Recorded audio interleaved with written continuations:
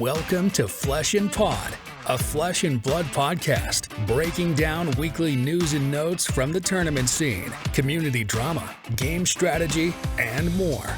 And now, here are your hosts, Darick and Logan. Welcome to episode 177 of Flesh and Pod. My name is Logan. I am your host. I apparently have a girthier ring light than I knew. And joining me, as always, with a man with less girth on his ring light, apparently. No, I think mine's just as girthy. I think I just had more confidence. I think I just have girthy ring light energy. But it's not on. G-R-L-E? Sure. Girly? I don't know.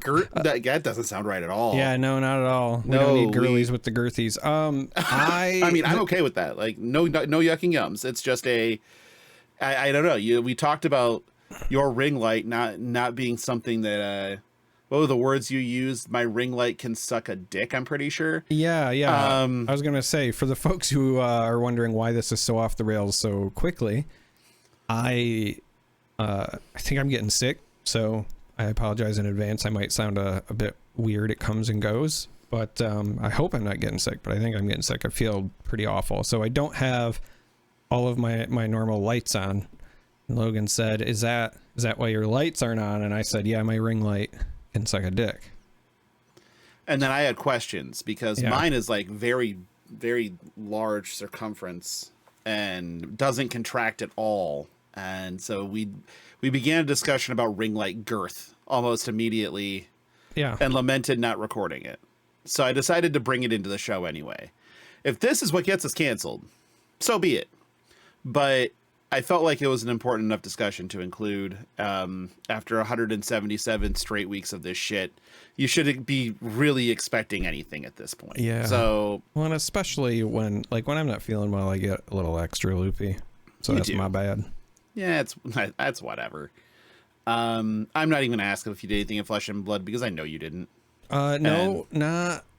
But so here's the thing: I have ordered some stuff in hopes to play this weekend, and it has not yet arrived. But you're getting sick, so you're not going to. Well, that's part of the reason I'm hoping. So it's either my stuff won't arrive in time, or it will, but I'll be sick. Is of course like the way that it's gonna go, but. Fair. It's not a huge deal. I have a backup. Like I can play Huntsman. I have all the stuff for that, but I was missing some stuff for an updated new list because with the changes that we're going to cover coming this weekend for the meta, I wanted to make some changes to my traditional new list. Makes sense. But I don't know if it's going to get here in time. So we will see. But yeah, we'll cover that. Our plane landed from London Friday at like 9:30 p.m. So I did not do anything in Flesh and Blood this past week, really, outside of the things we already discussed on last episode. Spent the week in London, did London things. That was fun. Town's really cool. It's just expensive, but I mean, a lot of that is how poorly the dollar is performing compared to the pound. But, it's just like, it's not a cheap city, but it's still a really cool city. So we went to like the museum and spent some time in Soho and down in Trafalgar Square and things like that. Went into a crypt that they had turned into a cafe and gift shop, which was fucking weird. But yeah, so I just did London things, and I got back, like I said, Friday night, and my process for resetting my body to avoid jet lag was to just play a bunch of golf to abuse the shit out of myself. And it worked. I don't feel really jet lagged, so that's pretty great. But I do have a double header ProQuest potentially coming up this weekend, and so I'm trying to decide how serious I'm going to take this. And like I said, there's some changes to the meta we'll talk through here in a second. And we'll talk through what my thought processes, is that what we want to say this? Are going forward. Also, it was WrestleMania weekend, And if you listen to this show, which if you're listening to this show, you listen to this show. I mean, is that how that works? I think. But you know that wrestling rears its ugly head in here, and WrestleMania weekend is usually the pinnacle of that, and it was really good. It was really good. Really enjoyed it, but that's not Flesh and Blood. What is Flesh and Blood was Battle Hardened Santa Clara, which happened this weekend. It was won by Dao Dao Chu on Arachne Marionette, which is already fairly interesting. The top 8 was, there was a Dash IO, an Auxilio, 2 Marionettes, 2 Auroras, and 2 Enigmas. So we are already trending off of the 3 Aurora, 3 Illusionist pipeline. But I think that's because people were getting ready, knowing that big changes were incoming, and here we are. So not much to do. It's weird to talk about a Battle Hardened that happened in the same week that it became a dead meta. Like, that's bizarre. Yeah. But at the same time was ProQuest Week 1 for Singapore had started. And as expected, although it was close, Zen and Enigma both hit Living Legend. Zen hit it on the nose, by the way. So, Homeboy only needed 3 wins and got exactly 3 wins. Exactly 3, yeah. So that was interesting. Enigma got far more than needed. Like Enigma, I think it was at 1046 or something. So those are both gone. The only Mistvale hero left is New, which is already fairly interesting. You see a lot of less traverse the universes in your future. A lot less. A lot less. Because it's not the favorite. It's not even the favorite headpiece of New most of the time. That would be Mask of Recurring Nightmares. And a lot less transcending and decheing in your future. So, a lot of people were seeing this as a bad thing with, Mistvale not even being out, or being out almost a year, right at a year, and having 2 heroes gone already. And I don't know, maybe it's a little over a year, or a little under a year. I can't even remember at this point. There are so many things, but I think it's a system working as intended. You have strong heroes that perform well. Zen's maybe the outlier here. I think Enigma's path was pretty natural through all of this. Whereas Zen, you had that absolutely fucking bonkers period where Zen was just absurd when Art of War was legal and Bonds was legal and all of that. It was just turbo powered, LL powered Zen, and speed running the board. So, but Enigma did it pretty. I think it was just consistently a good performing deck. It was never, in my mind, the most oppressive thing on the planet, even though it's an illusionist, which are by nature oppressive. I just thought that the way that Enigma ran through this, while it seems fast, you have to remember there's a Pro Tour win in there, and there's some calling wins in there. So it's not, it's not like it just dominated seasons. Instead, it dominated specific events in the tools of epically good players.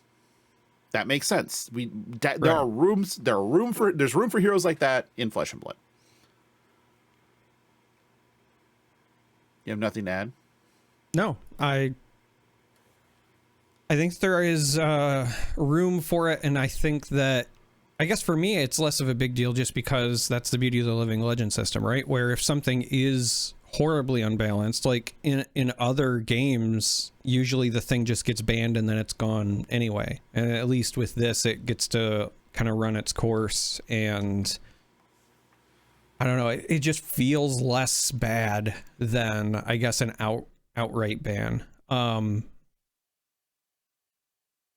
guess also maybe we're just hitting the point in time where, Flesh and Blood has been around enough, and I guess myself, just personally, I've experienced enough heroes hitting Living Legend at varying speeds that none of them really faze me, because I've been... You went through Starvo. I've been present for Starvo. But I've also been present for like Lexi, which, Lexi started really slow out of the gate and then was really hot, right? It was like the other spectrum. And, Chain was like an absolute monster. I thought he was going to LL really quick. And then they did the seeds thing, which slowed it down and then ramped back up again. That was still the first Living Legend. I don't know. All the different varying speeds, like, yes, it's not that long ago, but also we're far enough into the game where, Zen in particular, there's still two heroes that have pretty similar play styles. So like, it sucks because you can't play the Mystic cards that, you were maybe running in Zen or whatever, unless you're swapping to new just because you like the Transcend mechanic or something. But we still have Syndra, we still have Aurora. They're very similar in terms of feel. Enigma, we do still have a Prism. But also like Illusionist. So if anything, like, this is the weird thing. Like, yes, I don't think Enigma was necessarily oppressive, but from the moment she was released, I felt that she was very good. And even in the times when she was less popular, I felt like she was a far better deck than maybe folks gave her credit for. I think that's accurate. And that's kind of the same way I feel about current Prism, right? I feel like all of the illusionists that have been printed so far to date are like sleeper candidates to go on win sprees, because the illusionist class as a whole, design-wise, at least so far, has historically been very polarizing. The matchups it has good matchups in, it has really good matchups in. And the matchups that it has bad matchups in, it usually really struggles.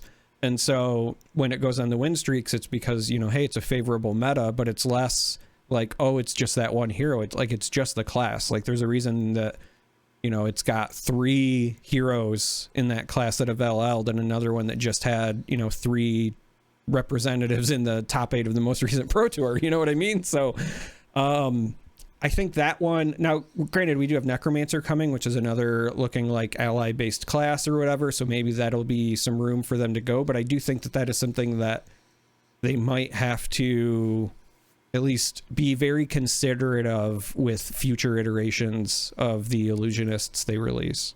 Yeah. And, but, to be contrarian, we kind of know that they won't, because we keep seeing Rune Blades. So, they haven't really fixed that. So yes, but what's interesting for me anyway is that Runeblade also has a large number of heroes that have hit LL, right? We have Chain, we have Briar, we have Viscerai. I guess we do have 3 illusionists as well. Right. And then, but obviously we also have Aurora doing well right now. I think Florian is also, much like the other illusionists, I think Florian's a better deck than I think people maybe give it credit for right now. So yeah, like Runeblade does have a lot of, I guess, boogeyman to it as well, but there's also been a lot of Runeblades, right? Like, I haven't even said the words Vincent yet. Right.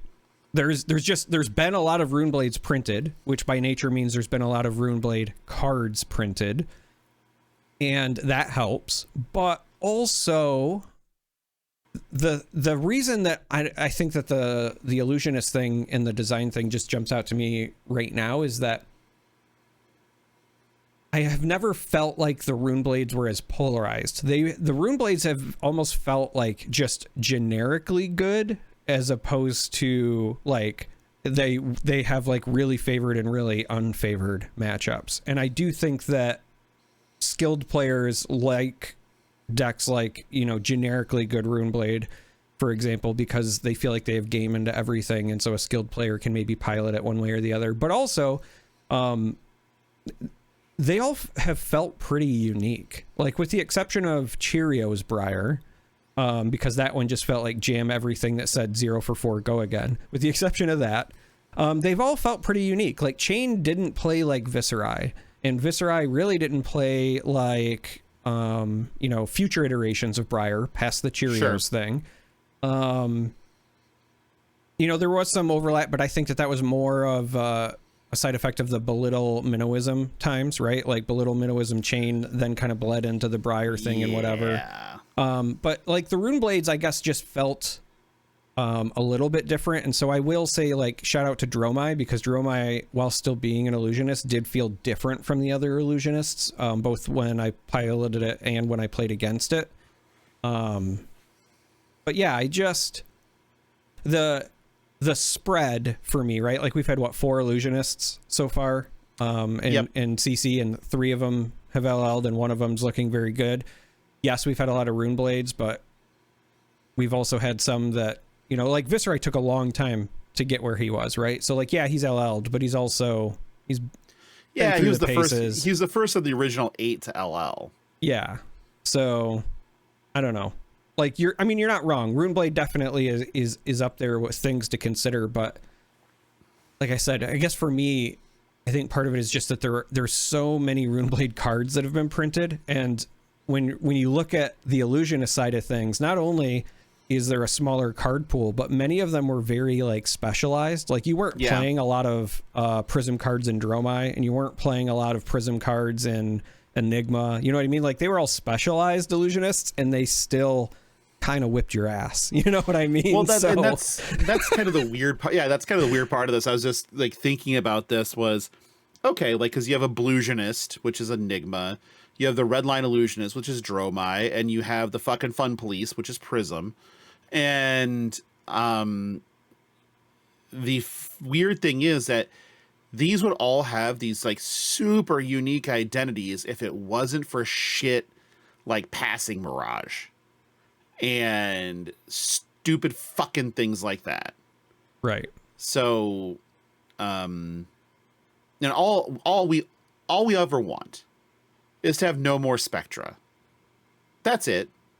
Just no more Spectra. Spectra's dumb. And most of that you can blame on Arclight Sentinel, but Spectra's dumb. Can we just not? Yeah, I mean, I will say I think that's part of the reason I'm kind of excited about the Necromancer class, because it's going to be allies with health values, and I think that is just a more balanced approach. It just gives you more interactability. I understand the thematic reasons for both like Spectra and Phantasm and all of that, but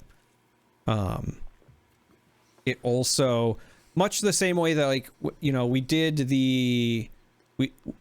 we went through a period where there were some suspensions, and they had kind of talked about trying to get us back to the roots of Fab and the action point economy, and then we did another round of suspensions that were around like getting back to the roots of Fab being cards in hand, right? So we had the book burning. And the one thing that I will say does kind of stand out to me about illusionists is that they kind of, almost as a class thus far historically, try to break those fundamentals, right? And I think that's part of the reason they're so good. It's either I play permanents in the form of allies or illusions or wards or whatever it is, and if my opponent doesn't deal with them, then even if I don't have a full 4-card hand next turn, I have a 4-card hand's worth of resources, right? Yep. It's just face-up interactable arsenal cards, but they're just less interactable. And then like with Spectra stuff, for example, you're doing the same thing with the action point economy, right? The fact that like my things with Go Again now also don't have Go Again if I'm doing the Spectra thing is it's pretty brutal for a lot of classes to navigate. So I do think that with that desire to maybe get back to those areas, perhaps in the future, we do just see maybe more illusionist stuff with health pools. I mean, I did like, it felt like they were going in that direction with the Angels, with Prism 2.0, right? And I'm not against that. I would like to see more of that, just like I'm excited for what I've seen so far for Gravy Bones. So, yeah, I'm sure this will be one of those things where like we're talking about it now, and then like 6 months from now, I'll say, Greg, add it to the highlight reel. Put it back. Yeah, put it to the sizzle reel. Put it to the. Aurora did pick up a bunch of points though, and she's now at 773. So there's a very real and maybe even probable scenario where Aurora's not legal for Nat season. And I'm kind of here for it. It's one of the reasons that like I kind of want to play Aurora for ProQuest, even though like there is the chances of me going to Singapore if I qualify are very low. But I still want to just like put some points on Aurora to help out, get her out of here. But we'll see. Like I said, it's right now she would need 227 points. So somewhere in the neighborhood of 77 wins. Would be 241, so that'd be plenty. Could actually shave a few off if you wanted to. But like it's possible. Like winning 30 ProQuests a week with Enigma gone is doable now. That being said, Enigma being gone unlocks a lot of Guardians to come back out of the woodwork who had shit Enigma matchups. So we could see a lot more Jarl, a lot more Victor, even a lot more Bravo, which may eat into Aurora a little bit. We'll see. Who knows? The other one that's a wild card, is Azalea is actually up there quite high too. I think 843. Yeah. And while it's unlikely that that Azalea picks up 50 some odd wins, it's not impossible. There's definitely a world. So she just got 35 points here recently. And so you add another 152, so you would need 51 wins over the course of the next 6 weeks with Battle Hardens plus this season and everything else. I mean, it's possible. Don't count her out. Well, here comes the part of the show where it was we skipped last week because of the London of everything and me being on a shitty, small laptop screen recording this show. But we didn't dive into the London keynote. Now, I was in the room for this, which was fantastic. And James is a giant troll, if anybody didn't know. You didn't watch the keynote. You just kind of went through the highlights. James is a giant troll, and we'll get to that. I thought he was a giant peach. No, and the giant peach. He is a giant peach, but it's also James and the giant. You know what? We'll leave Roald Dahl for another discussion because that gets complicated. Fair. Like, very complicated. I'm pretty sure that I just lost Trevor. Did I just lose Trevor? No, that's great. I'm here. It just was like, and then you weren't there. Do you want to discuss Roald Dahl now? Because I don't think that's a good idea. No, the doll is cursed. That's why apparently you lost me for a minute. We don't deal with cursed dolls on this podcast. There was nothing for me to walk into. And yet you did. And yet I fucking did. I am the rake to your sidebow chip. Yep. Uh-huh. You know what I meant. Oh, you forgot English. So in the keynote, like there was just a ton of info. It was really cool. The presentation was really cool. And honestly, I was happy to be there, but let's dive into this. So first, let's start with High Seas, because it's kind of what everybody was in for originally. Like, let's see some more shit. Let's see what's going on. We got a bunch of spoilers. So without any further ado, we're going to run through these things, not skipping much, because all of this kind of feels like connective tissue with the set. I think they gave us like the good with some of it. Sure. We're going to start off with the single greatest card that has been created in the history of Flesh and Blood, and that is Polycranka. Because there are so many things to be said about Polycranka. First, it's our first companion. So it is a Puffin companion offhand ally. So you need an offhand slot, but can be equipped with a two-handed weapon, which is, interesting because it has the ability Perched, and it has one health, 0 attack, and has Crank. So,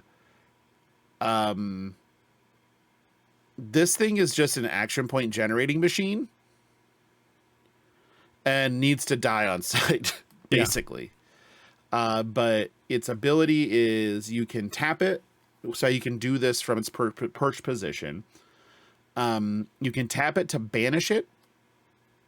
And then, so that symbol, by the way, the whoop whoop that we've been seeing was confirmed as tap. And it was really funny when James brought it up. He's like, we got this new symbol. Guys, it's tap. It's just tap. We all know what tap is.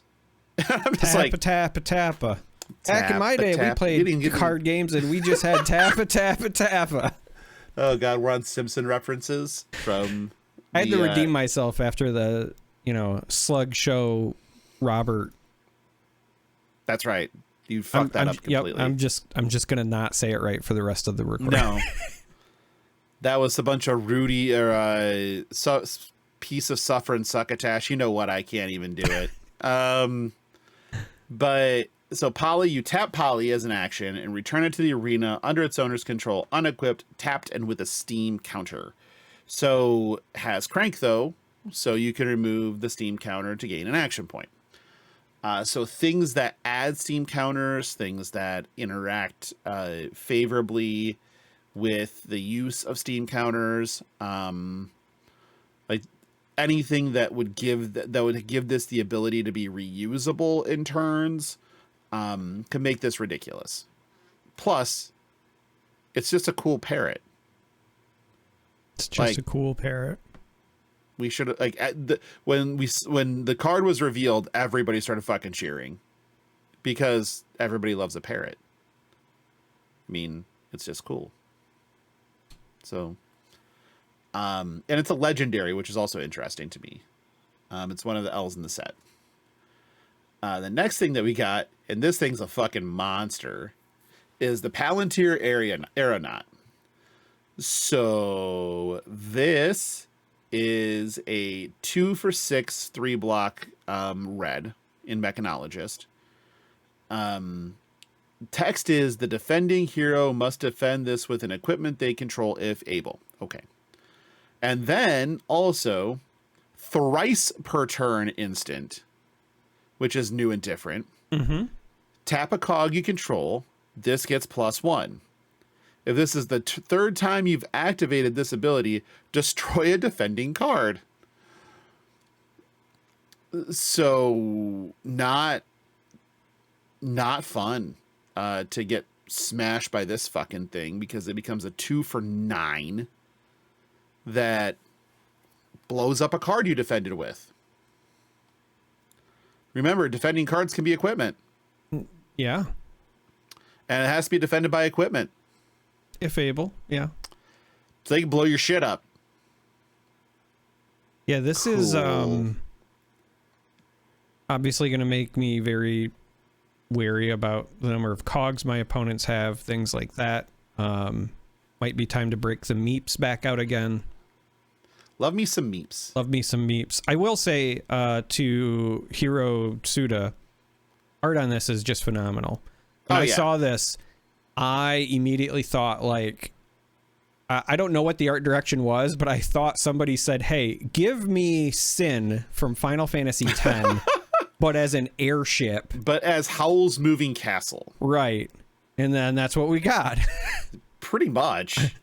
It's, yeah. That's a monstrous fucking ship. Like, I love that it's very clearly inhaling all of the people and things there, right? Like, you can see it very clearly sucking them in. Yeah. Those are ships. But also that the thing itself also has teeth on top of it. It's not enough that, like, it basically has a tractor beam that is just a vacuum vortex, but also said tractor beam has teeth. Like, imagine in Star Wars if the Death Star just had a row of teeth that sent you straight to the trash compactor. Yeah. For the Dianaga. Yeah. Like, that would, that. Let's do that. Yeah, it's fucking awesome. I love this shit. Not enough to make me play Mechanologist, but I do love that shit. That was all we really got from Mech. And then there was a lot of time devoted to Gravy Bones. And first we got his offhand, which is it's common equipment. So you would get this in limited or whatnot. And it's simple. You can tap to look at the top of your deck. I think we already seen this one, actually. And the first card with Watery Grave you play from your graveyard this turn each gets go again. So that's kind of important safety tip for coming up because of some of the other horse shit that we've seen, that we've now seen. I was going to say, it's not common, it's token, right? No, they got rid of that. So token rarity doesn't exist anymore. I just noticed it had the same rarity as, like, Gravy Bones, right? Like, it's the B. Right, which is, it's no longer token rarity. It's just a rarity unto itself for those things. And then we got Chart the High Seas. I don't think we'd seen this one yet. Which is a Pirate Necromancer action. Look at the top two cards of your deck. You may pitch a blue card from among them. Put the rest into your graveyard. Create a gold token for each yellow card. Put into your graveyard this way. Also very cool. And now the fun shit. So Board the Ship is fucking hilarious. It's just a 2-for-6, 3 block.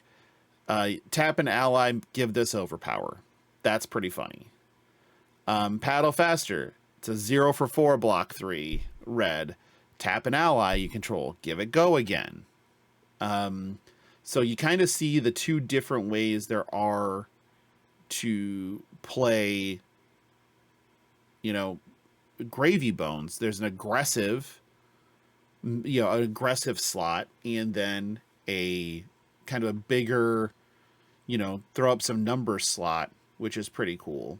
And then we got to see another ally with some Iswardi Thariento art. Thank you very much, Ejura, for this one, because it's Nightmare Fuel.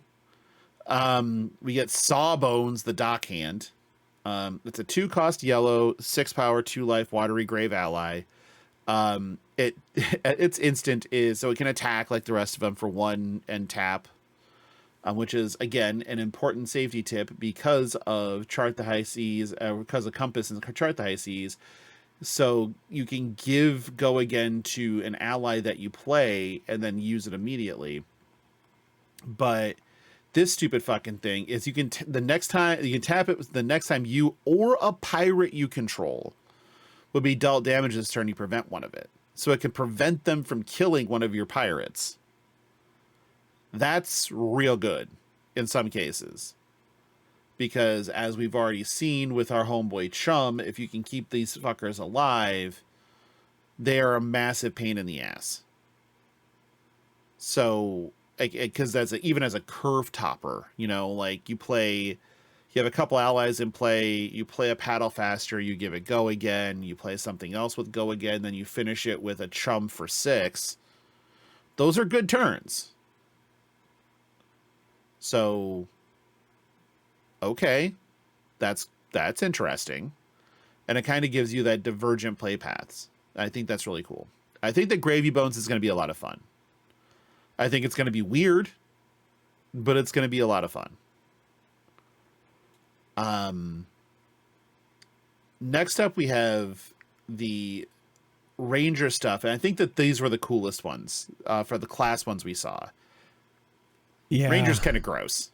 Yeah, the the harpoon. I was like, the cannon.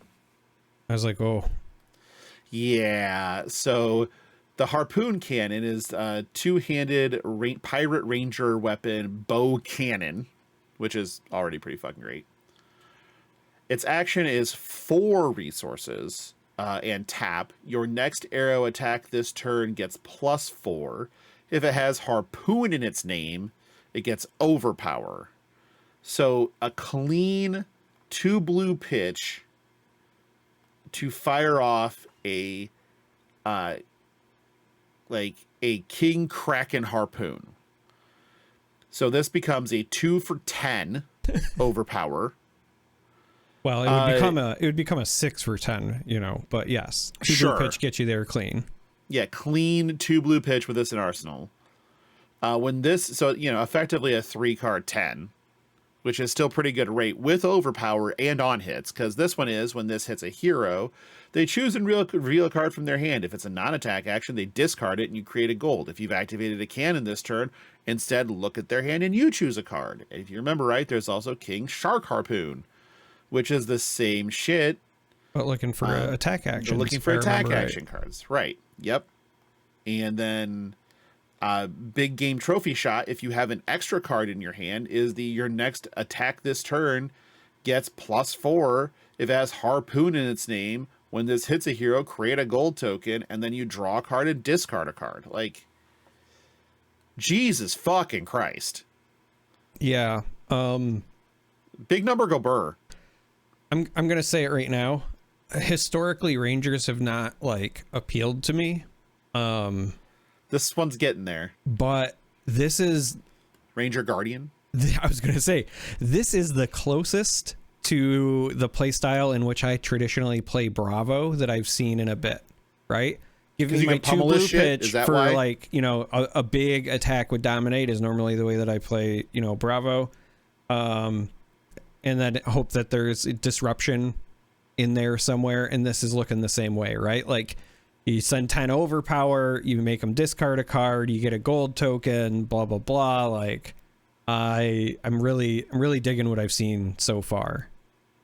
Yeah, and remember Marlon's ability. Yeah, Marlon's got a cool ability, and I'm already, like, I don't own a ton of Ranger stuff because, like, historically it's not appealed to me, but I'm already 3 codexes deep. Thank you, Assassin player. So that's there. You already did the hard part. Well, Ponder, yeah, premeditates are also kind of expensive, but I don't think I have a playset of those as well, though. So I don't know that this is a premeditate deck, though. I think this is very different. I think it still could be, because I think the Ponder token would be really important, because it doesn't look like there are as many ways to load, right? Like, if you're playing the Hammerhead harpoon cannon, it doesn't load. It just says your next attack. So it is banking on you like setting up your turn with the arsenal stuff. And I think that the Ponder tokens would go a long way with helping that out if you're doing like the full bore empty my hand sort of thing. So well, I think you might play 9 codexes. Yeah, very well. Like, because all of them Ponder. And also you can be regrowing stupid shit like, I don't know, King Kraken harpoons. Yeah. Or, you know what? We'll get to the ore in a minute, because the ore is stupid.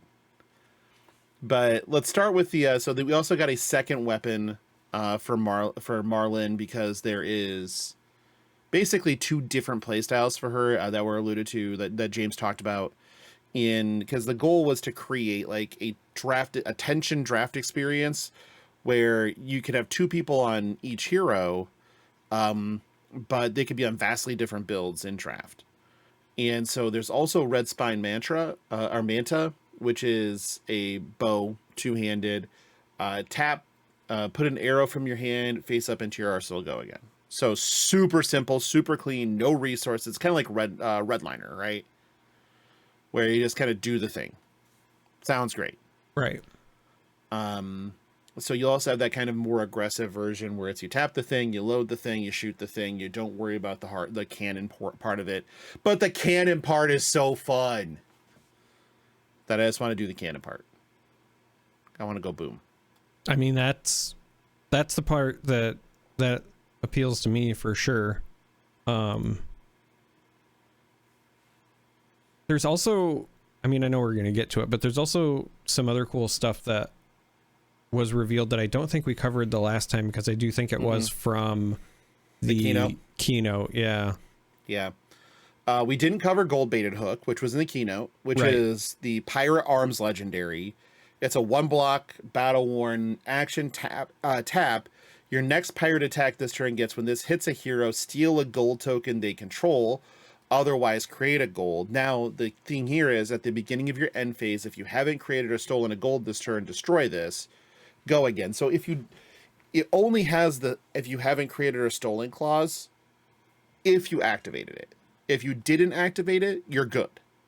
Right. But that's all, pretty interesting already, especially like, to me it's weird because this feels like a legendary that you could play in limited and it wouldn't be ultra disruptive. I don't know, man. Steal a gold token, I feel like in limited might be maybe too swingy, because it's they go down one, you go up one. It's not even just like you get a gold like that. I think has the potential to be pretty. And I guess rough. battle worn equipment in limited is already pretty rough. The next one we got was Peg Leg, which is pirate equipment legs, blade break, block 1. 3 resources, destroy this. Your next attack this turn gets go again. All right. Super clean. Thematically, I love this because I have this mental headcanon, unintended with the cannon part, about somebody attacks and you block with your peg leg and it blade breaks, and now your character is just hopping around on one leg. Around? Like that's when was revealed. I was just like, man, I can't wait to hop around. Just start playing Jump Around by fucking House of Pain as soon as you break the peg leg. You just hit the button, dun! It just plays the fanfare, and you hear Everlast coming in. Okay, I'm done. Now we're going to talk about the biggest fucking problem I've seen in a long time. And every, wet dream of every pseudo Guardian player in the history of all time. Conqueror of the High Seas. This is a red 4/7 block 3. When this hits a hero, destroy all cards in their arsenal. Key, it says all. Create a gold token for each card destroyed this way. Looking at you, New Horizons. And then High Tide. If there are 2 or more blue cards in your pitch zone, this gets +1 and go again. So again, back to that clean.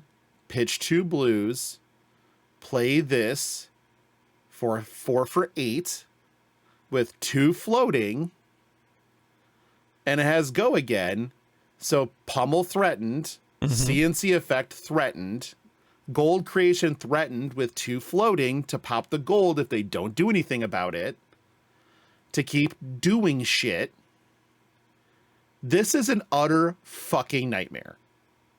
And it's reflected again in the art. Fantastic art. It's once again... Yeah, Max Costin crushed It's once again a ship that's eating other ships. I love that that's the recurring theme of well, you know what would be cool? What if people had ships that just eat other ships? Yeah. When they revealed this thing, there was an audible gasp from everybody in the crowd. It was like, ooh, fuck that. That's a lot. No me gusta. And then, as Charmer will definitely think of, this is a clean 2 blue pitch 4/8 that you can pummel to 12. Get a card out of their hand, get a card out of their arsenal, hopefully get a gold token, get a go again, and do something else. I can see the smile on your face, and the hard part is like, what do you do with the go again? Because even if you like have the arsenal with the 5-card hand, you've just got like the 1 card left, right? Like you got your 2 blue pitch, this, and the pummel. That's 4. So you got to have like either a 0-cost attack, or could just be, I guess, a card to pitch and then swing with one of your allies, maybe.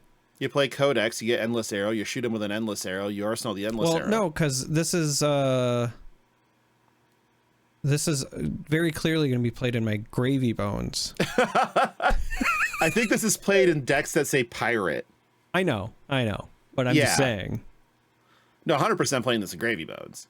Yeah, but I don't know. I guess I'll have to wait and see. There might be enough, historically there's not been a lot of 2-cost arrows, but the more I'm thinking about the Marlin, like big Bravo style play style, like that might be a deck I can just run Trip Pummel in, because both the harpoons so far, the big ones anyway, are pummelable, right? So maybe maybe it is the Marlin also runs Conqueror of High Seas.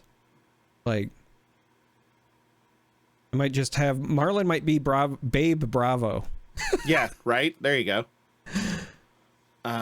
Next on the list is Sunken Treasure. I love this card. This is really good.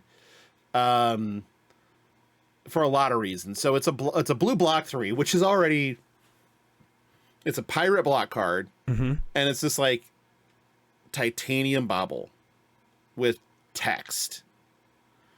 And when this defends, you may turn a card in a graveyard face down. Now remember that a face down card in a graveyard loses all text and abilities. It's blank. It does nothing. Right. So those like leave no witnesses that have been getting recurred by codexes, yes, turn that shit face down. No thanks. Or any of Vincent's, like if they're setting up a big widespread turn, you can just be like, no, let's not. Levia. Hello, getting rid of your 6s. Yeah, you can fuck up Levia pretty hard by turning a card face down, because now it's still, I wonder how that works, because if you turn it face down in a graveyard, it's still in the graveyard. Now we got to figure out a way to randomize the face down card with everything else. Same way you randomize everything else, right? Like you're just rolling a die when they have big graveyards. When there's like 50 or 30 cards in their graveyard, you're not rolling dice. Like that's a ton. I've always still done some variation of rolling. I don't trust people's shovel.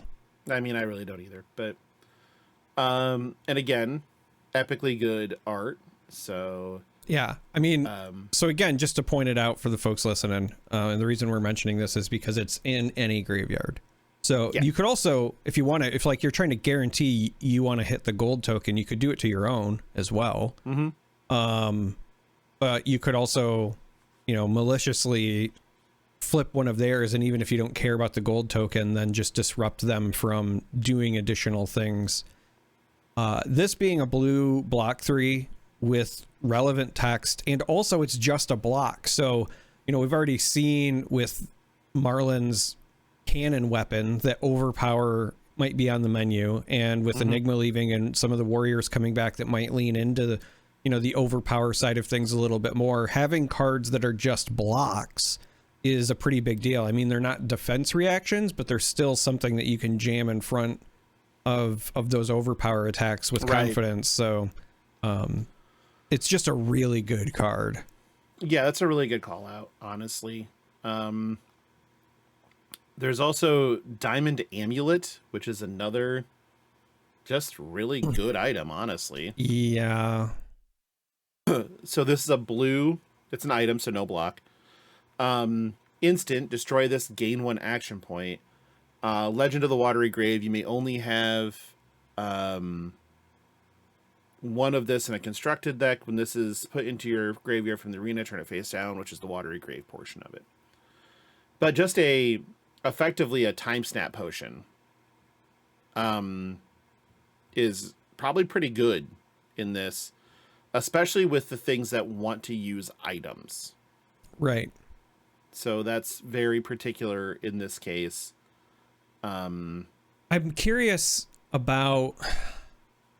So, I'm glad you mentioned the time snap thing, because the thing that jumped out to me is that time snap requires an action, right? Right. And so this does not. And this does not. This is an instant. So I'm actually curious about the play patterns that this will open up, because before you almost had like to telegraph, like if you were going to use the time snap to do certain things, then you had to telegraph it because you had to activate it first to then get to your 2 action points and then progress through. But this is one of those things where as long as your Diamond Amulet is just sitting on the board on the arena, you could progress through your turn and then act like you're just wrapping it up, and then after the first action point resolves or whatever, snap this off to gain another one and then keep going, sort of thing. It's a small thing, it's a minor thing, but it's very relevant. It's a thing. Yeah. We also got like a rare rainbow card called Flying High, which is just a generic. And I think this is like interesting. So like it's red, yellow, blue. They all have the same effect. It's a 0 cost. The next attack this turn gets go again. If it's insert color, it gains +1. So the red is red, the yellow is yellow, blue is blue, and the action itself has go again. I think that there are definitely decks that take advantage of this, but this will be a limited all-star.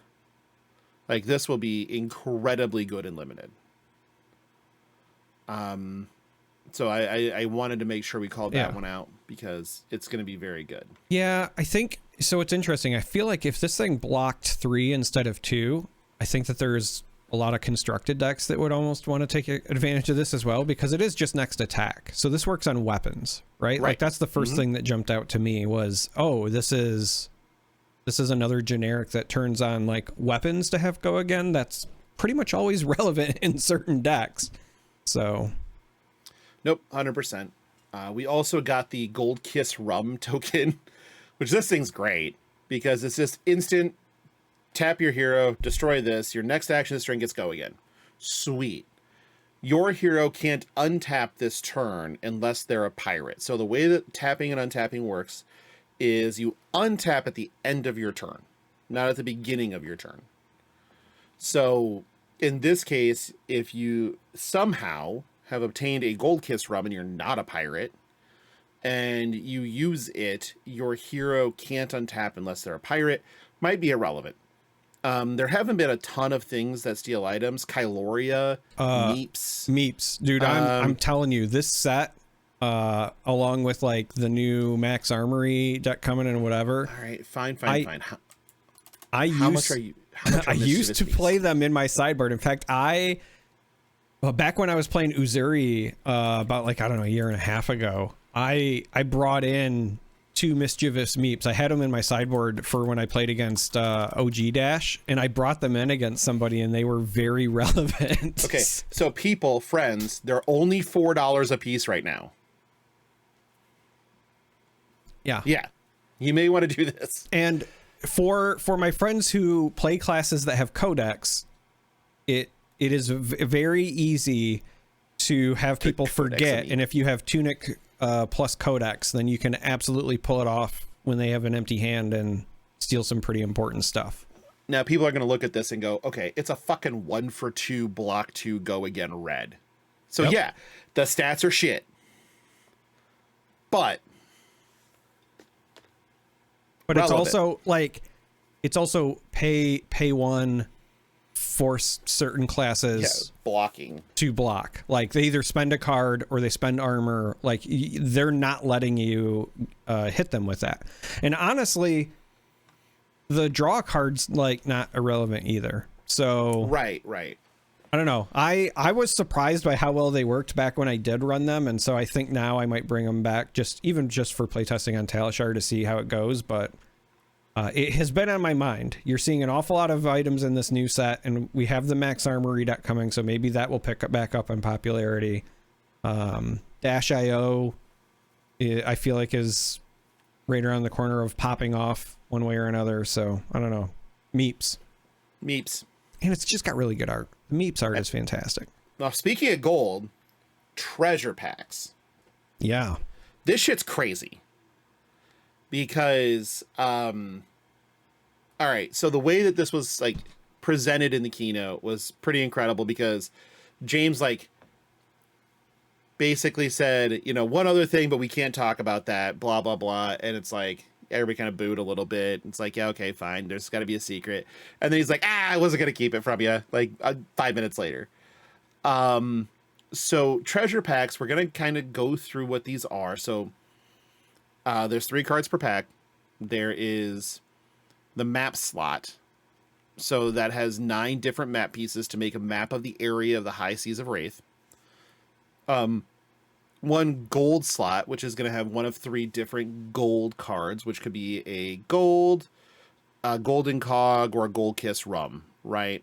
And there'll be one of those in each treasure pack, and then we get to the good shit.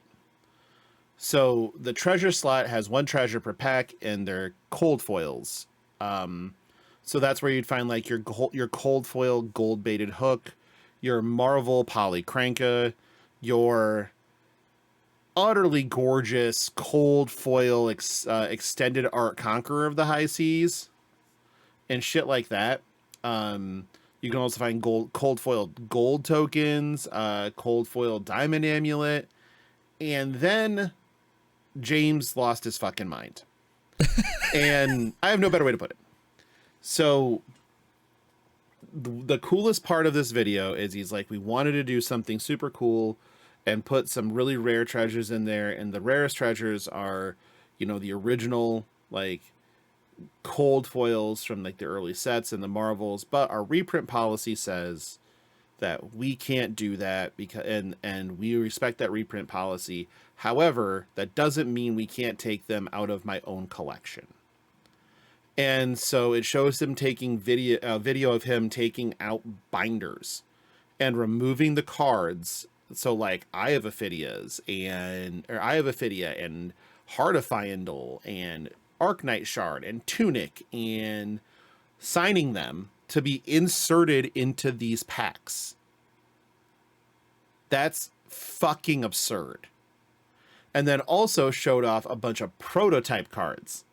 So there's one that is Marvel Bravo, that is just double-sided Marvel Bravo. Oh. As in extended art Marvel on both sides. Oh. Same with a Library of Solana. And other kinds of just like epic cool shit. It's, and things like some of these things like this. So the one that is the most like what the fuck rare probably is the Eye of Ophidia, because it was the one cold foil from the original sets that no one ever had James sign.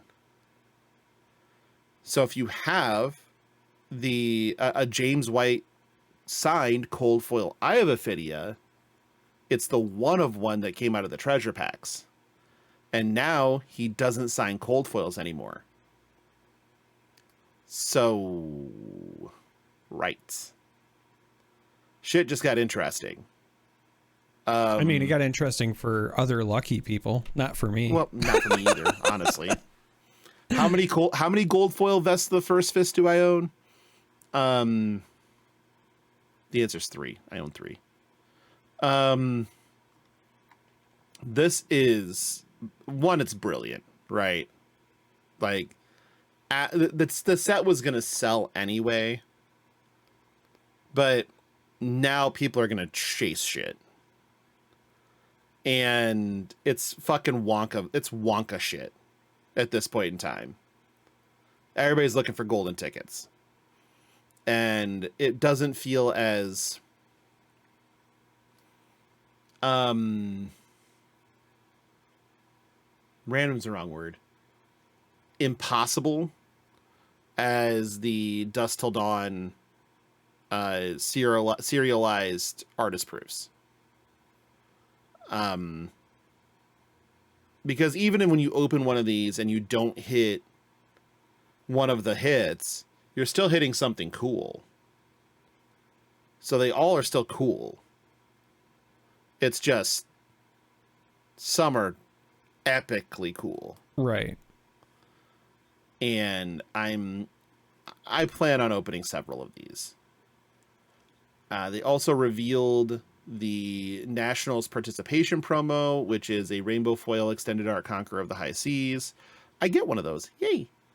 And then the festival participation promos for people playing in the promo events is Red looking for a scrap, and with the micro text box extended art, which looks really good because it's a different art. It's pirate art. So yeah, that was there was a lot of freakouts going on at that point in time in the keynote, because I mean, I'm somebody who plays looking for a scrap pretty regularly, so I was excited about that. Yeah, it's a card that people really do play, so that's pretty cool. The roadmap for organized play got updated, so we now know that Worlds is in Philly. And I did ask Trevor specifically, is it in the Pennsylvania Convention Center in downtown and not in the fucking basement of the casino in Battle Forge or Valley Forge? And he's like, yes, it's in the Pennsylvania Convention Center. And I'm like, thank God, because fucking A. If you're not familiar, SCG back in the day when they did their open events would advertise SCG Open Philadelphia, and it was not in Philadelphia. It was in the basement of a fucking casino that I think was in Valley Forge, and it was horrible. I was gonna say, it wasn't even like a good casino. No, like that's absolutely not. That's the kicker, because like you haven't lost me when you say casino, but you've lost me at that casino. Yeah, at that casino, yeah, absolutely. We also have callings in Auckland, and this one's super cool because there's two callings. The first one is welcome to Wraith Unlimited Sealed, and day 2 draft pods are alpha. There's a classic constructed calling, and then there is an Arcane Rising draft battle hardened. That's Arcane Rising first edition. Ooh. I would love to go to Auckland, but fuck, man, that's expensive. Yeah. My problem is if I go to Auckland, I'm never coming back. Never coming back. No.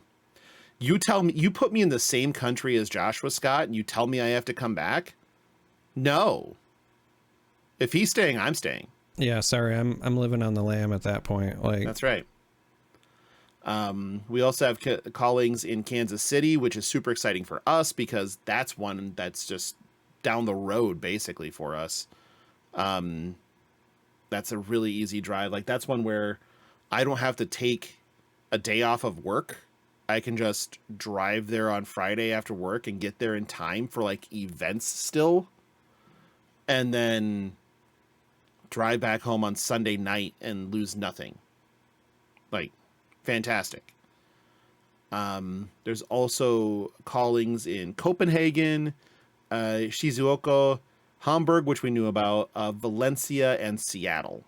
So Seattle is at the end of the year. That one will be kind of cool. I won't be at that one. It's too close to my wife's 40th birthday, and I plan on being married still. And then also still being married after that.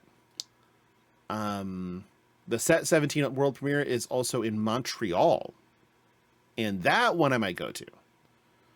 It's actually over my birthday weekend, so 45th birthday in Montreal. Yeah. Sure. That kind of sounds fun. So they've got some good stuff going on. I'm glad that they have another Midwest calling.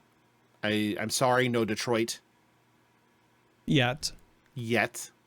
But I mean, the Philly one, I was telling Sophie, right? Like, Worlds being in Philly is kind of nice because while that is still is a heck of a drive for me, it is still drivable.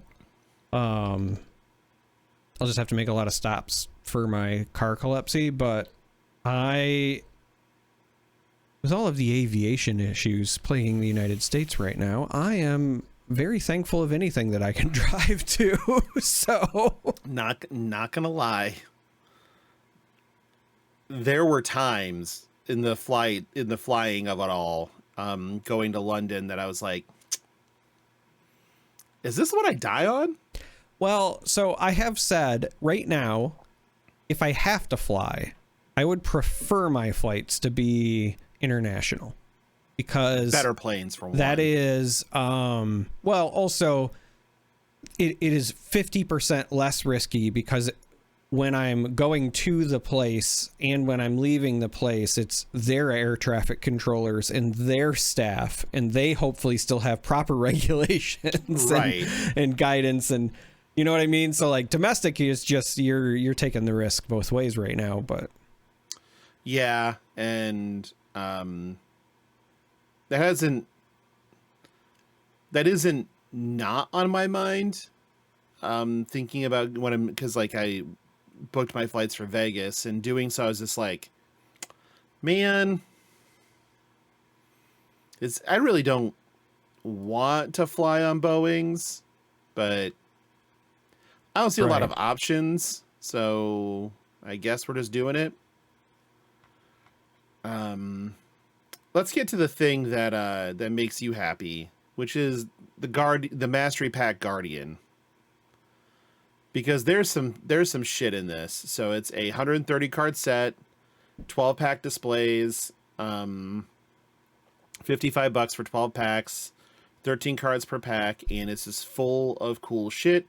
And it's doing its early access at Gen Con.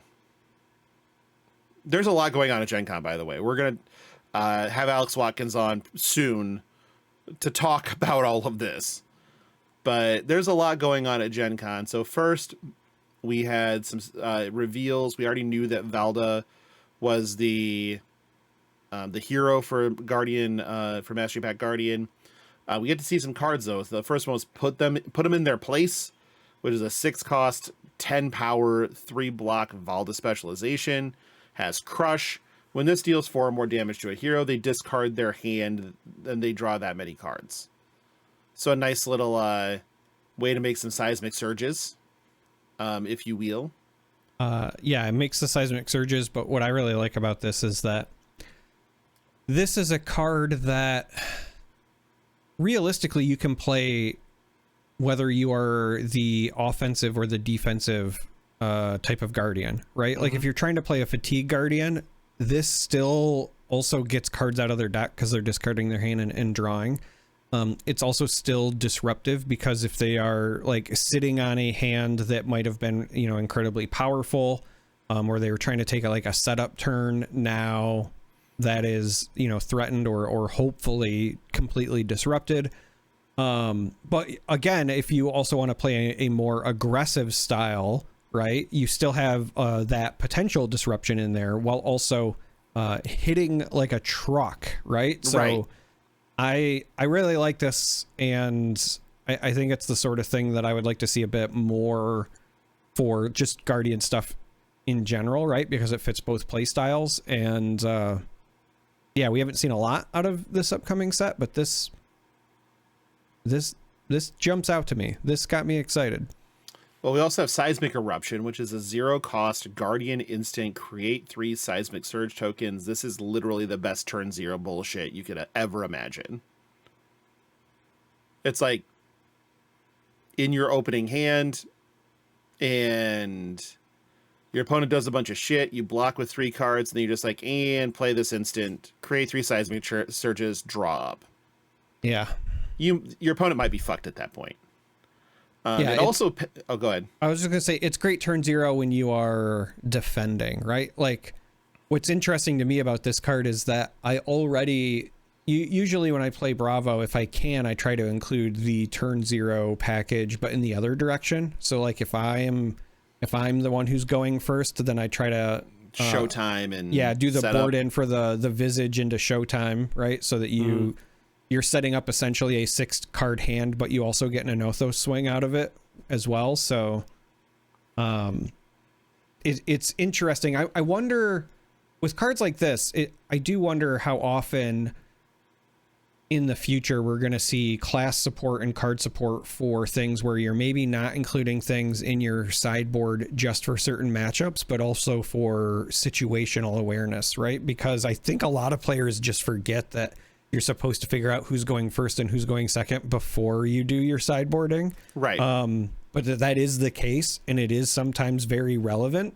So I applaud cards like this just because, again, it's another thing that it's a micro decision that will reward really smart players potentially.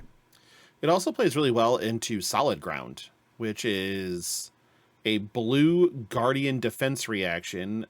It costs 3 but blocks 5, and it costs 1 less to play for each seismic surge you control. That's good. Yeah. If it can just be a 0 for 5. But even if it's not, like, Solid Ground is also fantastic because it has that magic cost of 3, which it's not just a Nothos, even the Fist, right? Like, there's a lot of stuff that cares about having things that cost 3 or more in your pitch. So this being a blue pitch, I also like it just because it's one more thing that you can include that new is less likely to get value out of, right? As somebody who's been toying with the idea of breaking Bravo out this season, there are certain cards that you can play where even if she plays them, they get little to no value from, and this will be another piece of that puzzle when it's finally released. Also, this is another one that just the art is fantastic. I know you say that about just about everything, but this, like, if this ever got an extended art treatment, it's just like the glowing. Like, it literally has an extended art treatment. Does it? Yeah. Oh, okay. I haven't seen the extended art one. I've only seen the normal, but yeah, it's got an extended art micro text box thing. It's fucking great. Oh man, yeah. Okay, it's sick. I haven't seen that one. I've only seen the regular Solid Ground, but when I saw it, I was like, man, this looks so cool. It's gonna. I'm sending you the PDF of the keynote because it's in there. So, but they also gave us Marvel seismic surge tokens featuring each of the different regions. And so those look fucking great. But then we have some bullshit. Let's start with smelting of the old ones. These are all Guardian attack actions. They're all 6 for 10s that block 3 that are reds. This one is Crush. When this deals 4 or more damage to a Guardian hero, destroy all equipment they control with -1 defense counters on them, and it has Heave 2. The next one is, again, Crush. When this deals 4 or more damage to a Guardian hero, cards they own lose all abilities during their next turn, Heave 2. These all have Heave 2 and a Crush effect. Right. The last one is when this deals 4 or more damage to a Guardian hero, destroy all auras they control. So they're only really good in Guardian mirrors, but they fucking do a lot of damage. Yeah. Well, they're rough. You have to remember, this is a set that's also meant to be like playable and limited, right? Crack shuffle play. So these being in the rare slot are just, limited all-stars in that regard. Again, art is great on all these, but the one that I really liked was smelting of the old ones, because it's basically like, imagine if Mjolnir was smashing through Godzilla or the Balrog or something, and that's kind of what you got. Yeah. So. Yeah, Simon Dominic killed that one, like, hard. It is a crack shuffle play set, and again, it's going to be debuting at Gen Con. Also debuting at Gen Con is Smash Palace. We finally get to figure out what this was, which is a multiplayer arena brawl. So it is basically Ultimate Pit Fight. There are 7. It comes in a box. It's $70. It comes with 7 different heroes, and then has a mastery pack in it, like, so to do things with. It comes with tokens, and it's crack shuffle play. So you crack 3 packs and you shuffle them up and play. It comes with 12 packs, I believe, and so it's designed to just be a UPF thing. That has an event deck with it. So if you ever played Magic, there was a format called Plane Shift, I believe, or Planar Chaos, and you had a separate deck that you flipped, and then it would flip a location, and then that location would have an ability that impacted the turn or whatever. And you'd roll a dice at the beginning of every turn, and if it hit the planeswalker symbol, you shifted planes, right? In this case, it's at every turn you flip a new event. When an event goes away, it goes on the bottom, and they all just have different effects. So like one of them is Crowd Roar's Fight. Your next attack this turn gets +1 and may target any opposing heroes. Because in Ultimate Pit Fight, you can usually only target the people that are directly adjacent to you. Rally the Underdog, draw a card. If you have less health than an opponent, instead draw 2 cards. That one's pretty good. Benefactor of Bloodworth Goldmane, which is just a Lannister. If anybody asks, this is just the Lannisters. Create a gold token. Your next attack this turn gets, when this attacks, it gets +X attack, where X is the number of gold you control. And then there's Code of Conduct, kill or be killed. Until end of turn, you may attack any opposing hero. When you deal lethal damage to them, take an extra turn after this one, so you're just chain killing people. So that's just 4 of them. There's an entire deck of them. And this is another one that'll be going early access at Gen Con. And then there are heroes in this as well that are pit fighters. So they're all guardians. But they have a pit fighter subtype, which means that they're only legal in Ultimate Pit Fight. So like Fightmaster Cox is a 19 health hero that has action, tap, destroy a gold. Look at the you controlled. Look at the top 3 cards of the event deck and put them back in any order go again. So he just arranges the events. Groundbreaker Crix is a 420 hero. Your attacks get +1 while attacking a hero who controls a Seismic Surge token. Bear in mind, these are all guardians.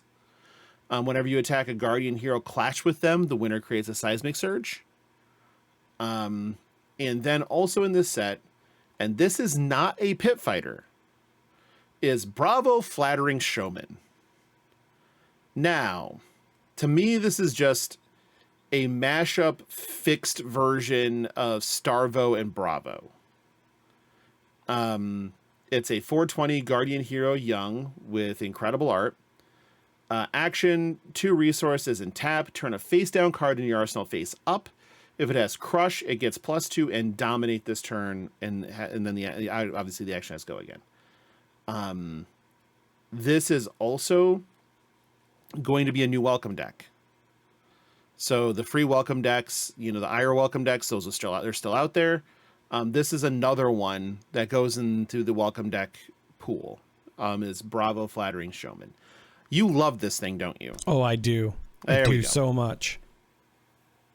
Of course you do. It does dominate. Yeah. So of course you do. And plus attack. And crush. Mm-hmm. All the things. I think it's safe to say I'm crushing on this Bravo.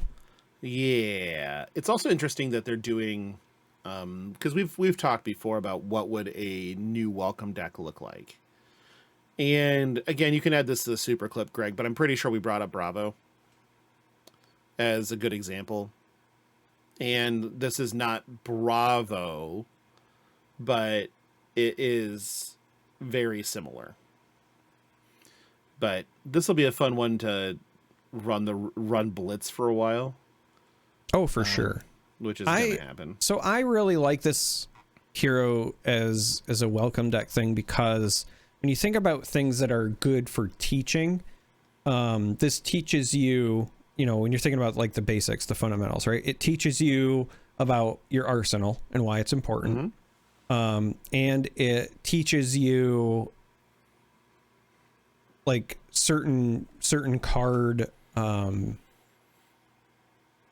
prioritization in a way. Like I'm just going out on a limb, but I'm going to guess that the welcome deck probably has, some defense reactions in it, right? And so it's going to just, for a new player, automatically get them thinking through, like, do I want to put that down there versus something with Crush, for example. So I do kind of like that dynamic as far as getting folks thinking through things that are just good fab fundamentals, right? Like Ira was great because of her simplicity, but in many ways she was also almost kind of like too simple. And so I think that this is going to be a good like next iteration for what it's supposed to do. Yeah, I think as the game has grown It's made Ira a little too simple. But that's not... Get a new chair. You're just like constantly... Or just get a new cylinder for the fucking thing. Yeah, I got one in my Amazon cart. I've had it there for like 6 months. Why don't you just contact Secret Labs? Because it's not a Secret Labs chair. Oh, that's why it broke. Dude, I've had this thing for, I don't know, 6 or 7 years. That's about how long I've had this thing, and it shows no sign of wear. And my ass is way Actually, fatter than yours. Might be coming up on 8. Like I got this like right after we moved into this house, so fair enough. Let's talk some armory decks. First one, I mean, I listed these all in fucking the wrong order, but we'll start with Gravy Bones. That comes out pre-release weekend. This one's interesting because it is the first one that's ever been configured for CCM Blitz. So there are certain, if you want to convert it to a Blitz deck, you just look for the cards that have the little CC icon on the bottom of them and remove them. And then it's a Blitz deck. And then when you want to play it as a CC deck, you shuffle them back in. So dual format deck, it makes a ton of sense. The really crazy one is now we have an Ira welcome deck. Or an Ira armory deck that is the pathway. So we have the welcome deck, and this is designed to be the next step. So it's like, I played Ira welcome deck. I know Ira and Blitz or Commoner or whatever. Now it's time for me to take the leap into CC. Here's your logical leap. Is into the Ira armory deck. This one's out in July. And I think this is a good thing. Like, I think this is a really good thing. Some of the stuff that they kind of alluded to are just like works with Edge of Autumn better and makes Edge of Autumn not suck as far as a weapon goes. So that's also fascinating. Yeah. That's fascinating. For me, my big takeaway from this, now that we also have the news about the new Bravo being like the welcome deck replacement, is that if they're doing a pathway from welcome decks to armory decks, that means I'm looking forward to the Bravo armory deck. Yeah. That was, of course, my takeaway. So Enact Vengeance is the kind of the card I'm alluding to. It's a 2 for 6, block 3. This is in the Ira deck.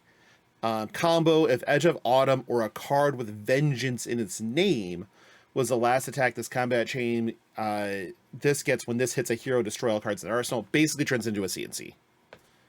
So it's a 1 blue, turns into Edge of Autumn CNC, which is, again, pretty good.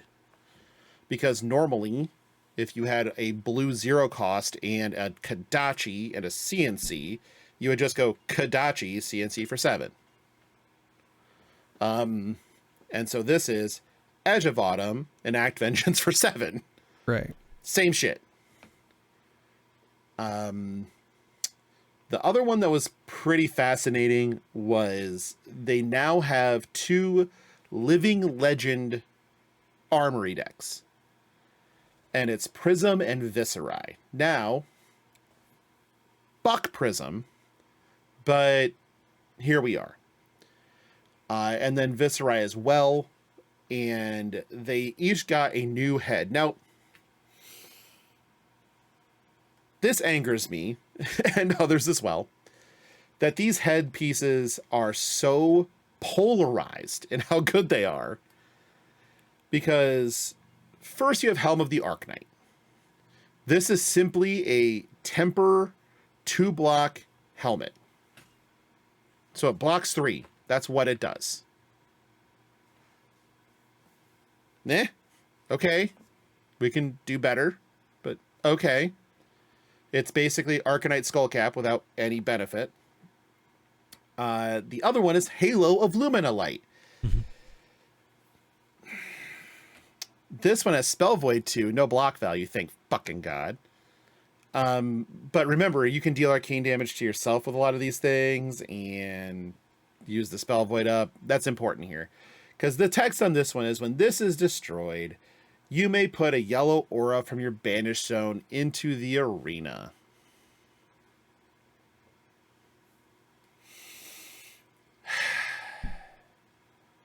I don't want to get Genesis Arc-like looped even easier. I really don't. I'm good. Fuck this thing. Like, why? Why is one of these block 3 and the other one is free Arclight Sentinel?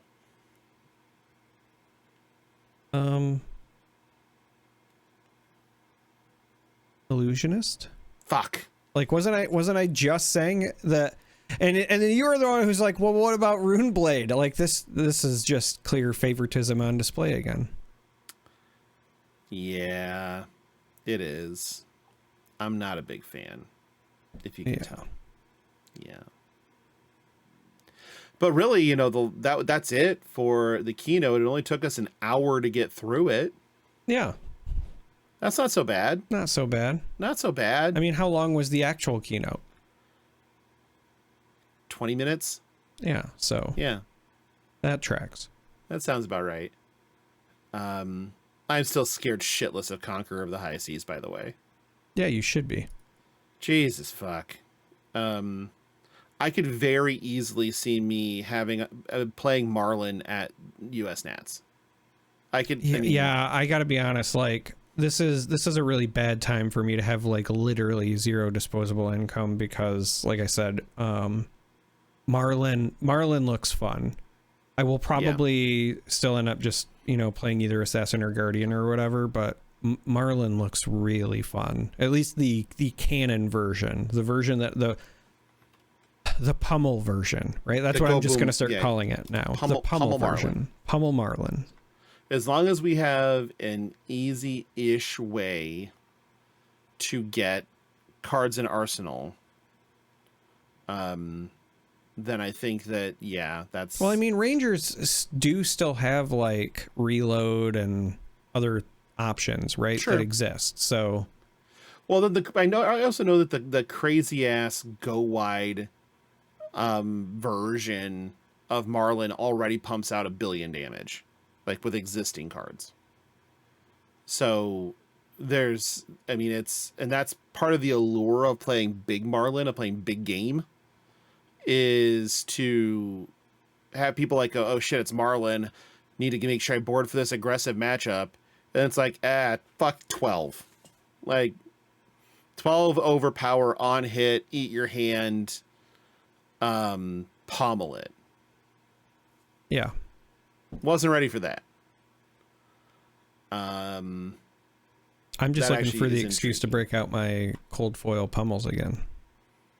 Oh yeah, I forgot you got those. I do. Yeah. I have cold foil hunter's claves now.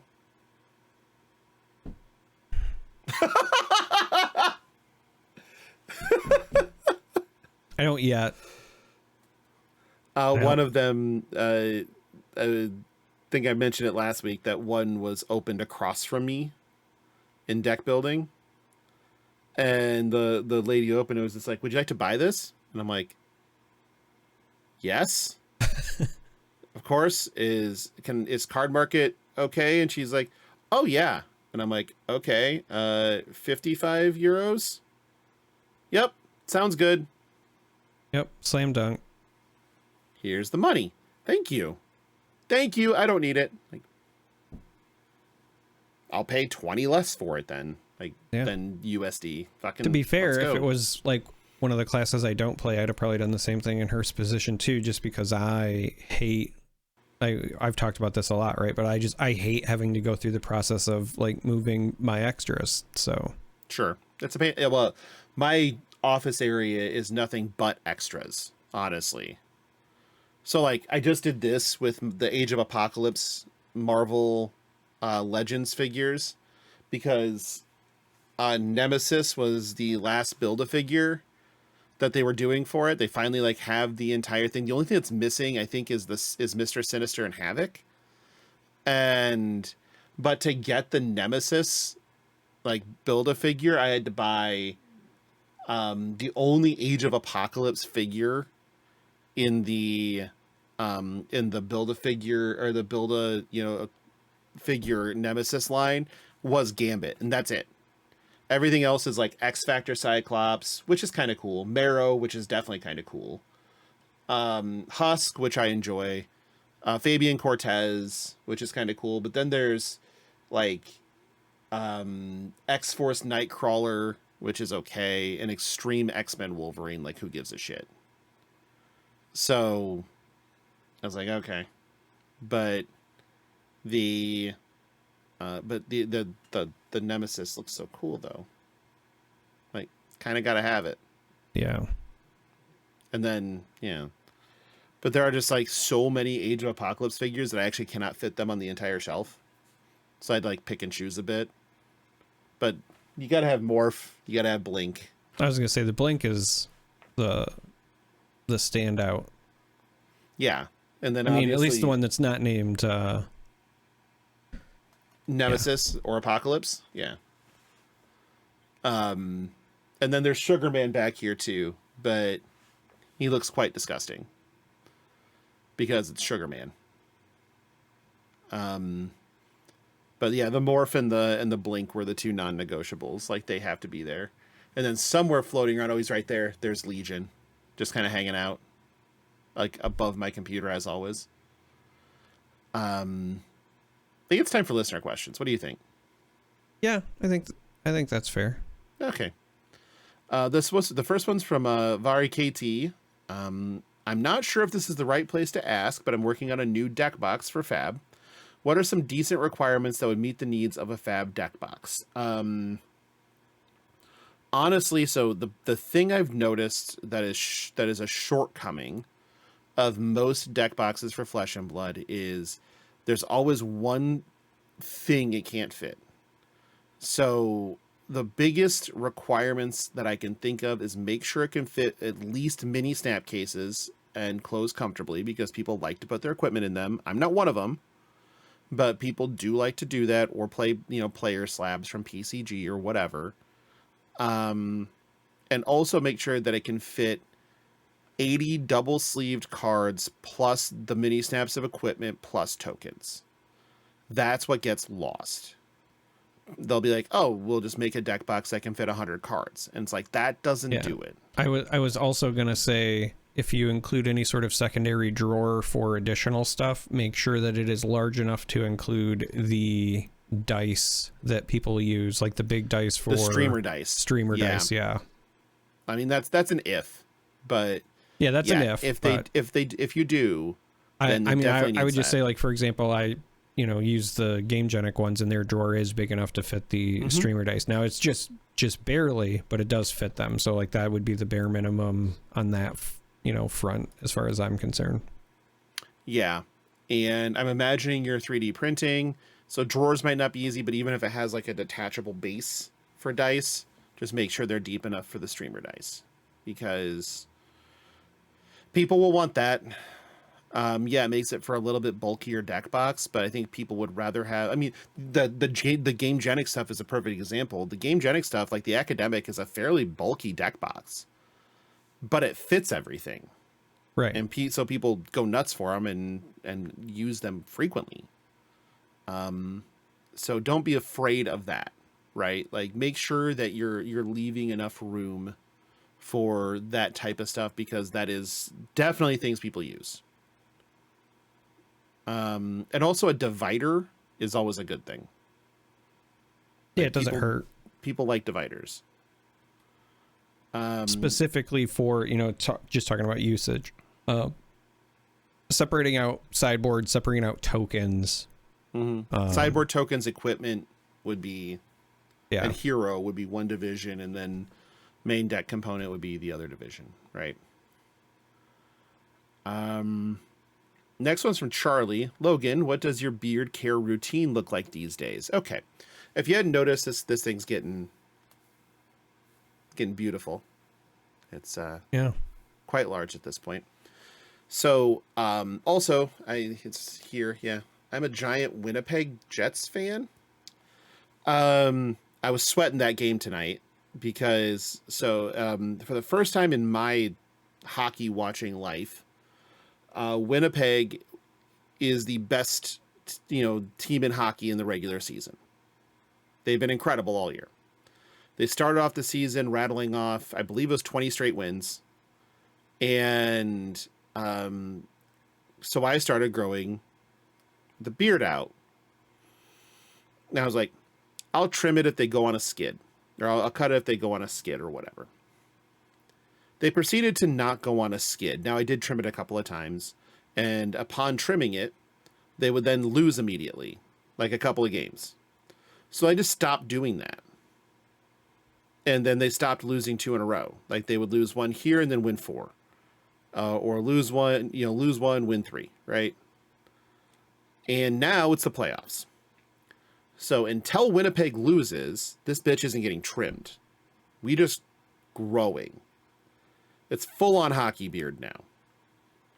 But that requires a lot of care, or it gets gnarly and nasty, and I don't do that. Right.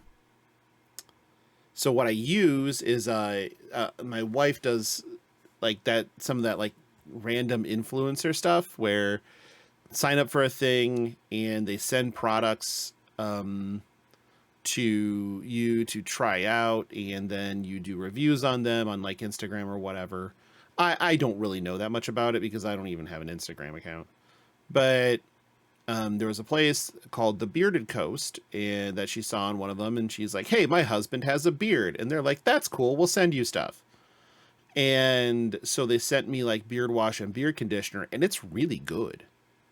So I use that a ton when I'm at home. Like, this is fully washed and conditioned. It's smooth, it's soft, it's what you want. Brush it daily multiple times, make sure it doesn't get ratty or anything.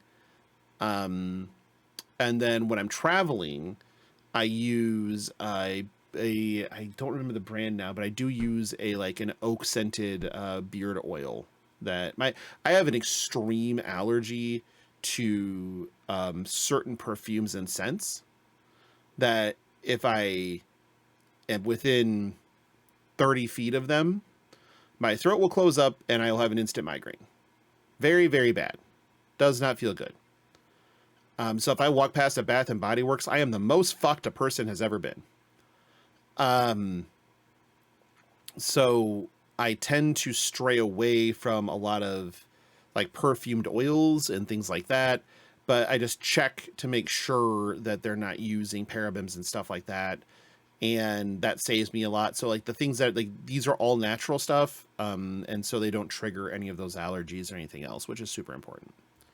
And I've even within brands, I have to be cautious because some of the stuff from the Bearded Coast wound up having those in them, and I didn't look because the first stuff that I used worked. And so I'm like, ooh, let's try this beard butter or whatever, and instantly regretted it and was down for like 3 days. Turns out if you take an allergen and put it directly under your nose and it doesn't wash out easily, you have now cemented that the next week of your life is utter misery. And I did that. It was great. But so yeah, the beard care routine is make sure it's getting dedicated beard wash and conditioner daily, oils while I travel, and thorough brushing to make sure, it stays, not tangly and gross. So yeah, I don't even know if that was supposed to be a serious question, but I'm going to treat it as such because beard care is fucking important. You have anything to add on that one? I mean, my beard care routine is just giving Sophie whatever she wants, so no, not really.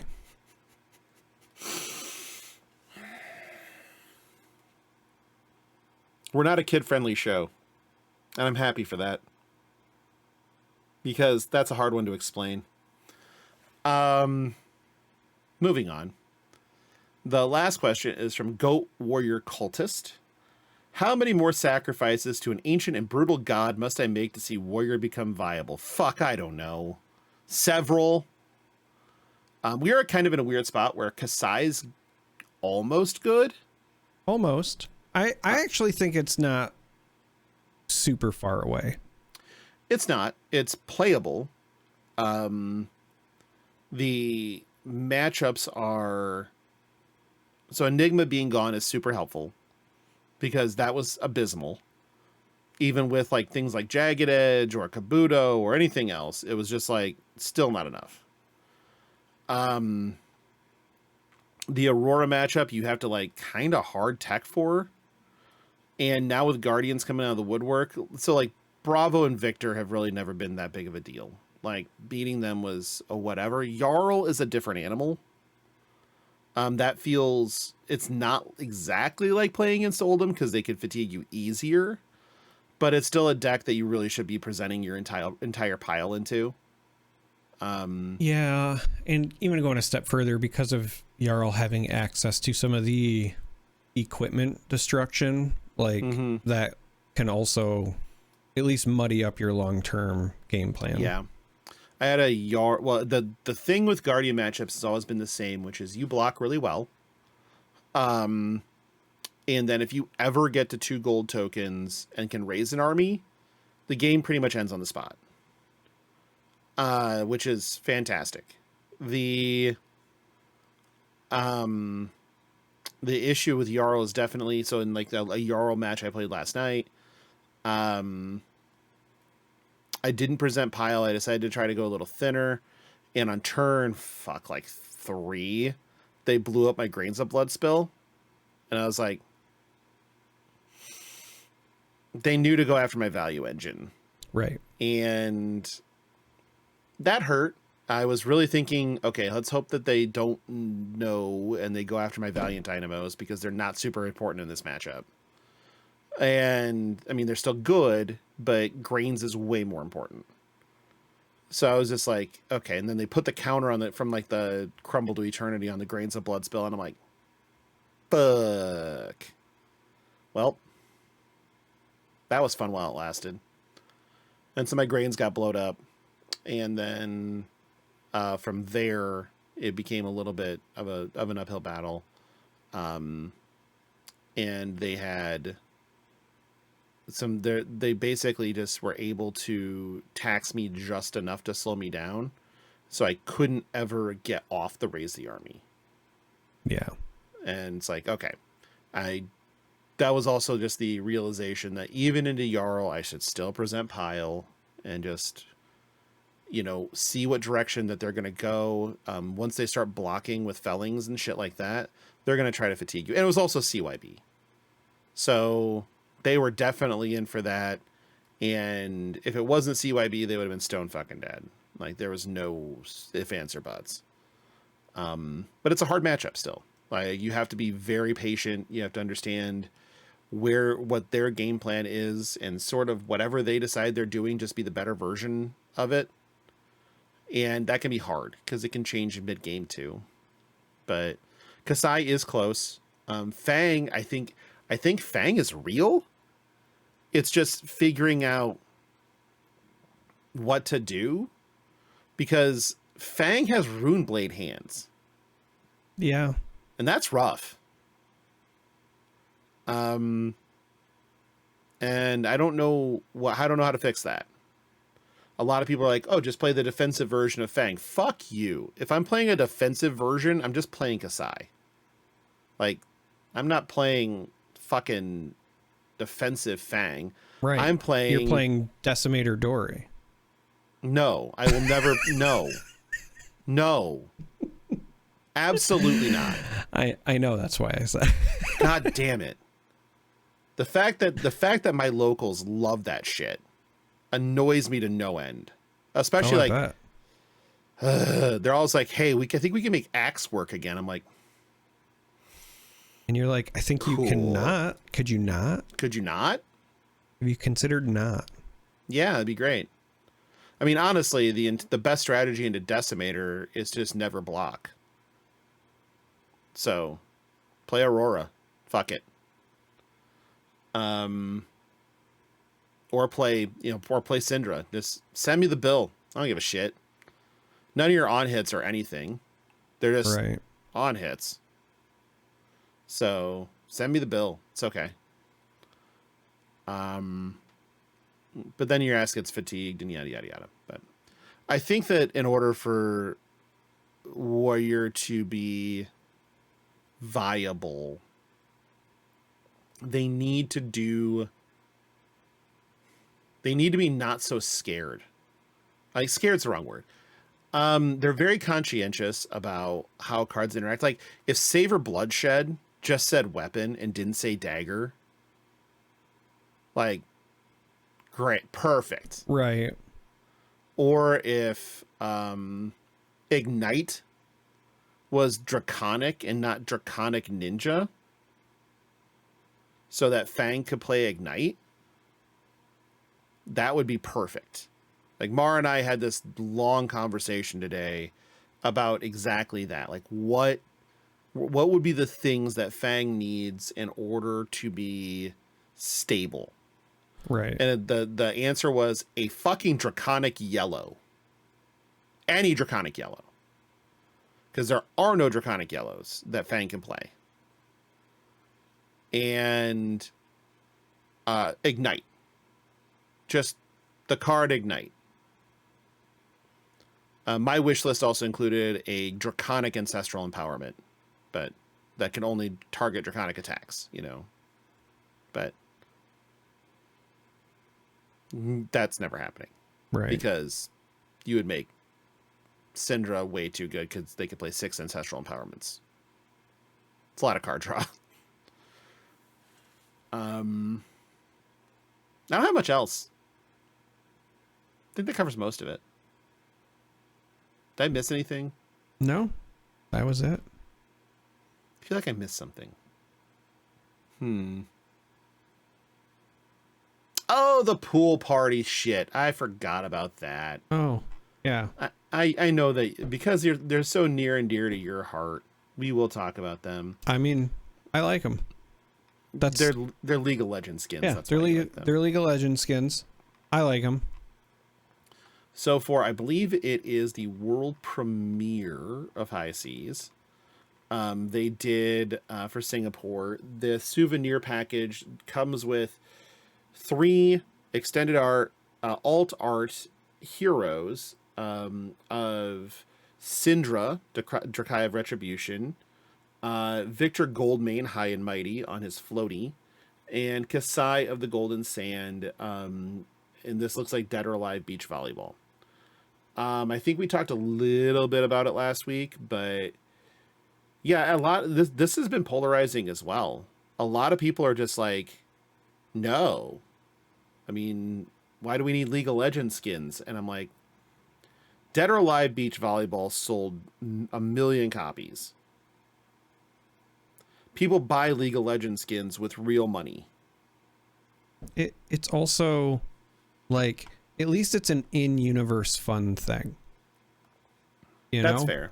Like, it's not suddenly your heroes are, you know, Mighty Morphin Power Rangers or anything else from, like, you know, Universes Beyond or whatever. Like, it's an in-universe alternate art thing that is not impacting gameplay in any way. To me, this is no different than doing like the anime stuff, right? And like the alternate versions of the heroes that are anime, you know, that's, you know, some people will like it, some people will not. As far as I'm concerned, it's just a different art style and a different art treatment. So I don't know. I think they're fun. I think it's one of those things where, like, if it's that upsetting, like, I think maybe you need to take a deep breath, because, like, nobody's forcing you to play with it. And yes, somebody across from you might play with it, but, like, whatever. Somebody across from you might also write their life totals in crayon, because we've seen that happen at pro level events. You know, we have, and it's great. Things happen. That's true. I don't know. Let people enjoy things. Yeah. That's where I'm at. Speaking of enjoying things, let's thank some patrons. Sounds like a good idea.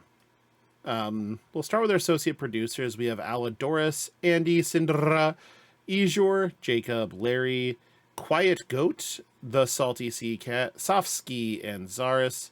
For our executive producers on up, we have Blaze Storm, value member of the Patreon, Diana, Micaiah, Pox, good thrust on us. He's trying to bring it back. I'm okay with that. Vintox, Midwest Sushi Enthusiast. We will get him help eventually. Brandon in the Chamber of Charcoal. You are up to bat, sir. Matt, thank you for being the first Chamber of Charcoal user. Papa Jackal, you're also up to bat.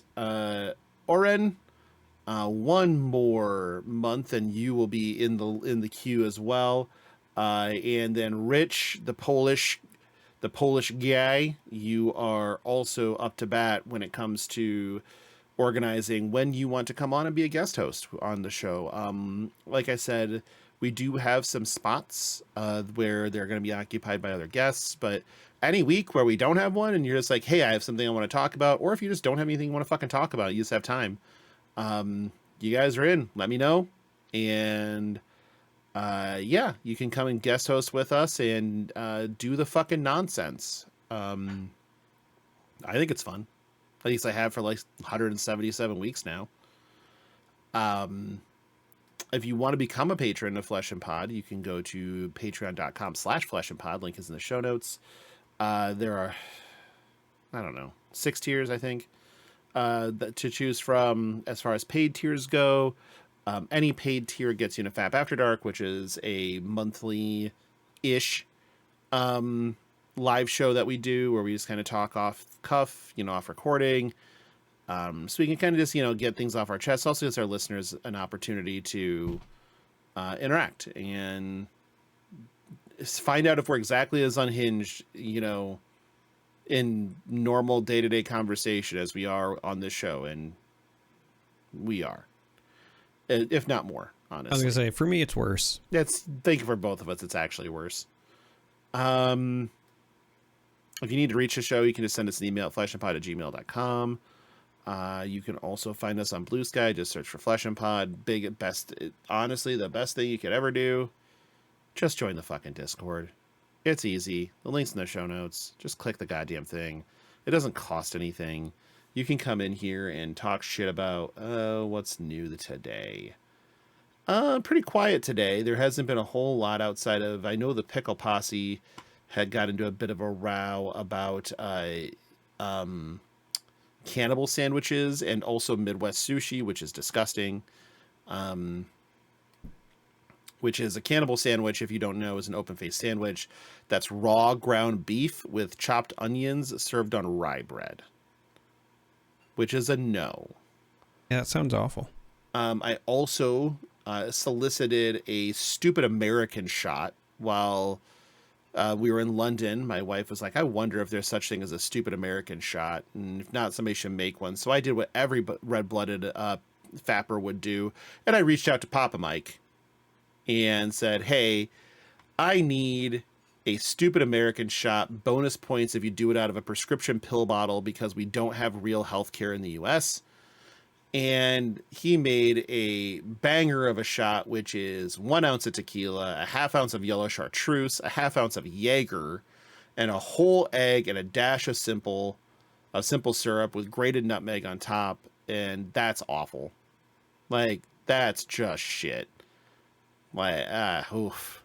He said the drink is actually called a death flip, which is what I believe America's doing right now. And I'm like, yeah, that shit's nightmare fuel. Like, I would do it if you put it in front of me. But I also do Malort if you put it in front of me. So that doesn't mean a whole lot. Yeah. Charmer, where can they find you? In the Discord. Like, that's just the best place to find me. Yeah. Join. Send me a message at IMJORMAN. Say, hey, I joined just for you, Charmer. And I'll be like, thank you. You should do that. You really should. Are you more like professional on your other show? I gotta know. Yeah. So I'm more professional in every facet of my life outside of my interactions with you. You're not the first person to say that. Won't be the last. Oh, well. Well, I guess that's our show for this week. Thanks for listening. We'll talk to you again next week for 178. We're only 22 weeks away from 200, which, dear God, why do we do this to ourselves? But, well, it'll be fun. It looks like the one that we do from when I'm in Vegas might include ads, which will be fucking crazy. So that'll be fun. But yeah, so I guess we'll talk to y'all next week. And until then, do something fun. For fuck's sake. Enjoy life a little bit. That's all. Bye.